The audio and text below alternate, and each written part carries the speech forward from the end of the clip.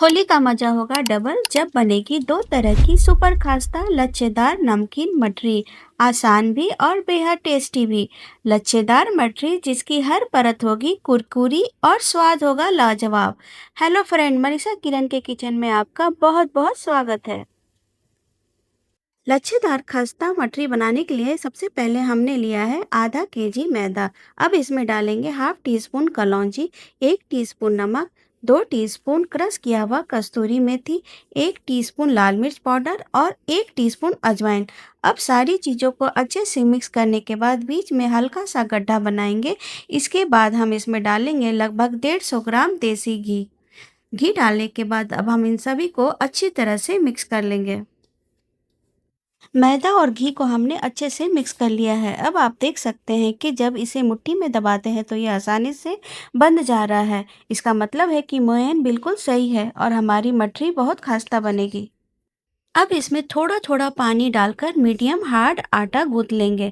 आटा न ज़्यादा सख्त हो न ज़्यादा नरम हो।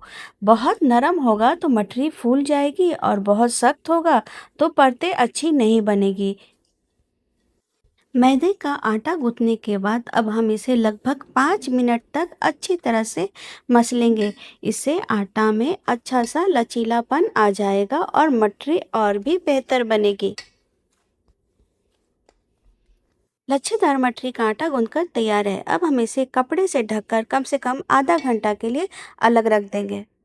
इसके बाद हम एक पेस्ट तैयार करेंगे। इसके लिए मैंने यहाँ पर 4 चम्मच देसी घी लिया है। अब हम इसमें 3 चम्मच कॉर्नफ्लोर डालेंगे। कॉर्नफ्लोर डालने के बाद हम इसे अच्छी तरह से मिक्स करके एक स्मूथ पेस्ट तैयार कर लेंगे।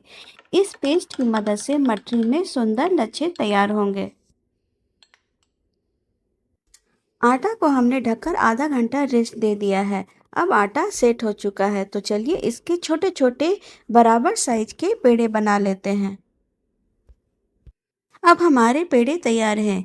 इन्हें हाथ से हल्का सा मसल कर हम इसका पतला पतला पूड़ी बेल लेंगे। बेलते समय ना तो इसमें तेल का इस्तेमाल करना है और ना ही सूखे आटे का। इसे ऐसे ही हम बेल लेंगे। लच्छेदार मठरी बनाने के लिए हम एक साथ 4 पूड़ियाँ बेल लेंगे। फिर इन चारों पूड़ियों को एक के ऊपर एक रखकर इनका लेयर तैयार करेंगे। मैंने यहाँ पर 4 पूड़ियाँ बेल ली है। सबसे पहले पहली वाली पूड़ी पर कॉर्नफ्लोर और घी से तैयार किया हुआ पेस्ट चारों तरफ अच्छे से फैला देंगे। फिर हम इसके ऊपर हल्का सा सूखा मैदा छिड़क देंगे। फिर इसके ऊपर दूसरी पूड़ी रखकर हम कॉर्नफ्लोर और घी का पेस्ट अच्छी तरह से लगा लेंगे। फिर इसके ऊपर सूखा हुआ मैदा छिड़क देंगे। इसी तरह से तीसरी पूड़ी रखकर हम कॉर्नफ्लोर का पेस्ट लगा लेंगे। कॉर्नफ्लोर और घी का पेस्ट लगाने के बाद सूखा हुआ मैदा छिड़क देंगे। इसी तरह से चौथा और आखिरी पूड़ी को भी रखकर इसके ऊपर कॉर्नफ्लोर और घी का पेस्ट लगा लेंगे। फिर इसके ऊपर भी सूखा हुआ मैदा को चारों तरफ से छिड़क देंगे। अब पूड़ी के एक छोर को उठाकर इसे हल्का हल्का दबाते हुए इसे रोल करते जाएंगे। रोल को ज़्यादा दबाना नहीं है, बस हल्के हाथ से दबाकर थोड़ा सा लंबा कर लेंगे। रोल तैयार होने के बाद अब हम इसे छोटे छोटे टुकड़ों में काट लेंगे। ध्यान रखें कि सभी टुकड़े एक ही साइज के हो ताकि मठरी बराबर और सुंदर बने। आप देख सकते हैं मठरी का कितना सुंदर लच्छेदार लेयर तैयार हो गया है। अब इसे फ्लैट सतह पर रखकर हल्के हाथ से दबा लेंगे। ज़्यादा प्रेस नहीं करना है, बस हल्का सा दबाकर मठरी का शेप देंगे। पहले स्टाइल की मठरी तैयार है। अब दूसरी वैरायटी के लिए छोटे पेड़े को पतला बेल लेंगे और उसे अलग अंदाज में शेप देंगे। पूड़ी के ऊपर कॉर्नफ्लोर का लेप लगाकर इसे अच्छी तरह से सील करेंगे। फिर इसे ट्रायंगल का शेप दे देंगे। मटरी को शेप देने के बाद अब हम इसे फ्राई करेंगे। मैंने पहले से ही तेल गरम होने रख दिया था। तेल गरम हो जाए तो फिर हम इसमें मठरी डाल देंगे।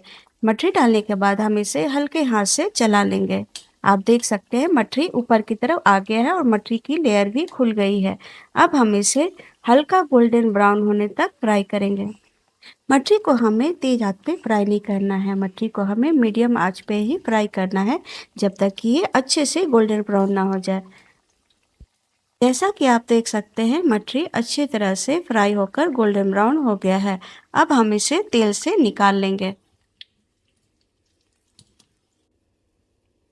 गोल लच्छेदार मटरी को फ्राई करने के बाद अब हम दूसरी तरह की ट्रायंगल शेप वाली मटरी को भी फ्राई करेंगे। हम इसे एक एक करके तेल में डालेंगे। मटरी को तेल में डालने के बाद अब हम इसे हल्के हाथ से पलट लेंगे। फिर इसे भी मीडियम आंच पर गोल्डन ब्राउन होने तक फ्राई करेंगे। जैसा कि आप देख सकते हैं ट्रायंगल शेप की लच्छेदार मटरी भी फ्राई होकर गोल्डन ब्राउन हो गई है। अब हम इसे भी तेल से निकाल लेंगे। आप देख सकते हैं मटरी की हर लेयर अलग-अलग साफ नजर आ रहा है और मटरी एकदम खस्ता और क्रिस्पी बनकर तैयार हुआ है। आप इसकी आवाज़ सुन सकते हैं। इसी तरह से ट्रायंगल शेप का भी लच्छेदार मटरी एकदम खस्ता और कुरकुरा बना है। आपको मेरी बनाई हुई दोनों तरह की मठरी कैसी लगी मुझे कमेंट बॉक्स में ज़रूर बताइए और इस होली पर इन कुरकुरी लच्छेदार मठरी के साथ अपने मेहमानों का दिल खुश करिए। अगर ये खस्ता लच्छेदार मठरी की रेसिपी आपको पसंद आई हो तो लाइक, शेयर और चैनल को सब्सक्राइब जरूर करें। आपका यह सपोर्ट मेरे लिए बहुत मायने रखता है।